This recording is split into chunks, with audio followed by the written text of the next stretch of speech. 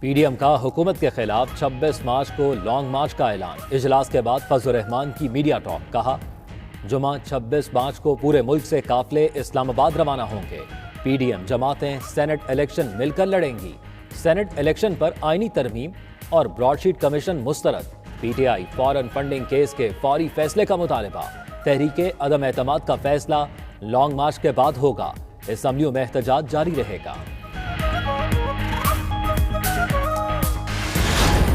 International transparency نے ان کی corruption کی کلی کھول دی۔ ساری دنیا کو چور چور کہنے والا آج پاکستان کی تاریخ میں سب سے بڑا کرپٹ ثابت ہوا ہے۔ مہنگائی کے ذمہ دار ان ناجائز حکمرانوں کے خلاف عام آدمی کے شانہ بشانہ کھڑے ہو کر ان کو ان مشکل حالات سے نکالنے میں ہر قربانی دینے کے لیے تیار رہیں گے۔ سب کو چور کہنے والے عمران خان کو ٹرانسپیرنسی نے سب سے بڑا چور ثابت کر دیا۔ فضل الرحمان کا کہنا ہے ترقیاتی فنڈز کے نام پر ارکان کو رشوت دی جا رہی ہے۔ لگتا ہے عمران خان کو اپنے ارکان پر اعتماد نہیں۔ مہنگائی نے زندگی کو مشکل بنا دیا۔ عوام کے ساتھ کھڑے ہو کر مشکلات سے نکالیں گے۔ سرکاری ملازم بھی اسلام آباد آ رہے ہیں۔ 10 فروری کو ان کے شانہ بشانہ ہوں گے۔ ایک دوسرے پر بنانے اور سڑکوں پر گھسیٹنے والے اب مل کر سینٹ الیکشن لڑیں گے۔ وزیر اطلاعات شبلی فراز کا اپوزیشن پر جوابی وار۔ کہتے ہیں ثابت ہوا لوٹ مار اور اقتدار کے لیے یہ سب ایک ہیں۔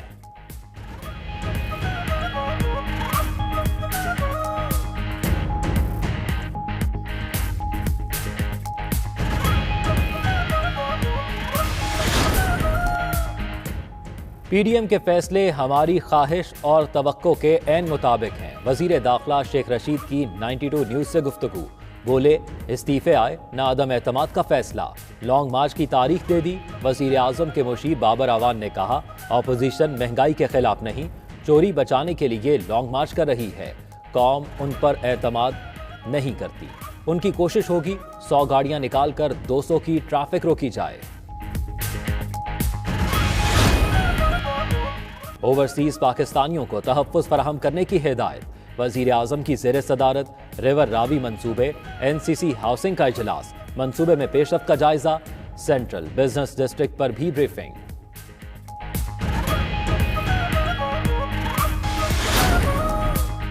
حکومت کی پوری توجہ عوام کو ریلیف دینے پر مرکوز ہے۔ مہنگائی میں کمی کے لیے تجاویز کو فوری حتمی شکل دیں اور عمل درآمد کرائیں۔ وزیر اعظم عمران خان کا اشائیے اور اشیاء ضروریہ کی قیمتوں میں کمی سے متعلق اجلاس سے خطاب۔ وزیر خزانہ، وزیر اقتصادی امور، گورنر اسٹیٹ بینک اور دیگر حکام کی شرکت۔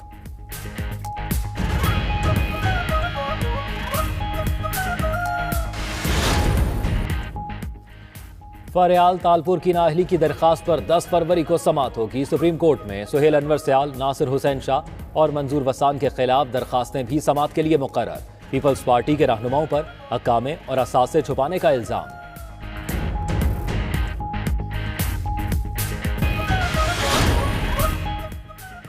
مدینہ منورہ کے گورنر شہزادہ فیصل بن سلمان نے مسجد نبوی صلی اللہ علیہ وسلم میں جدید میوزیم کا افتتاح کر دیا۔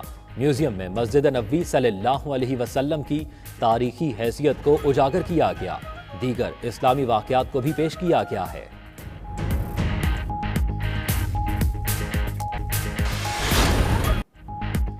چوکے چھکے لگیں گے، شور بھی مچے گا۔ شائقین اسٹیڈیم میں ہوں گے جب پی ایس ایل میلہ سجے گا۔ پی ایس ایل کے 6 ایڈیشن میں محدود تعداد میں تماشائیوں کو اسٹیڈیم آنے کی اجازت مل گئی۔ این سی او سی کے مطابق گروپ میچز میں 20% شائقین کو اسٹیڈیم میں داخلے کی اجازت ہوگی۔ پلے آف مرحلے میں تعداد بڑھانے سے متعلق فیصلہ مارچ میں ہوگا۔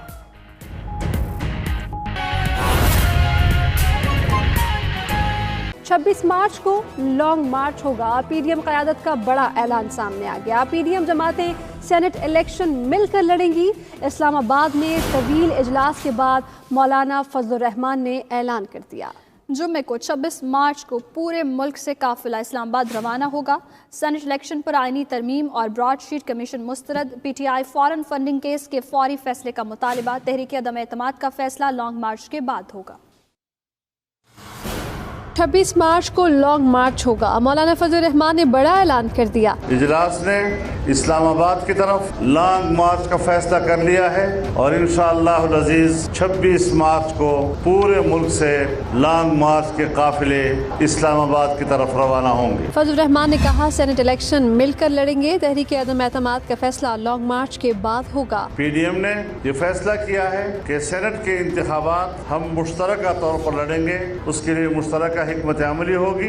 आपस में हम मुकाबला नहीं करेंगे, हमारे कैंडिडेट्स मुश्तरका हों। मौलाना फजल रहमान ने 26वीं आईनी तरमीम मुस्तरद कर दी। ब्रॉडशीट कमीशन को भी तस्लीम न करने का ऐलान कर दिया। सेनेट के इंतखाबात से मुताल्लिक हुकूमत की मुजव्वज़ा आईनी तरमीम को PDM ने मुस्तरद कर दिया है। अजमत शेख की सरबराही में ब्रॉडशीट की तहकीकात के लिए बनाए गए कमीशन को मुस्तरद करता है। मौलाना ने कहा सेनेट और कौमी असम्बली में एहतजाज जारी रहेगा। कौमी असम्बली और सेनेट में स्पीकर और चेयरमैन के रवैयों के खिलाफ ऐवान के अंदर अपोजिशन का एहतजाज जारी रहेगा। किसी कीमत पर ऐवान की कार्रवाई चलाने में उनके साथ ताउन नहीं करेंगे। मौलाना फजल रहमान ने PDM इजलास के बाद कहा महंगाई ने आवाम की जिंदगी को मुश्किल बना दिया। सरकारी मुलाजमीन के एहतजाज में साथ देंगे। PTI फॉरेन फंडिंग केस का फैसला फौरी सुनाया जाएगा। तहरीक के अदम एतमाद पर पीपल्स पार्टी PDM को कायल करने में नाकाम रही।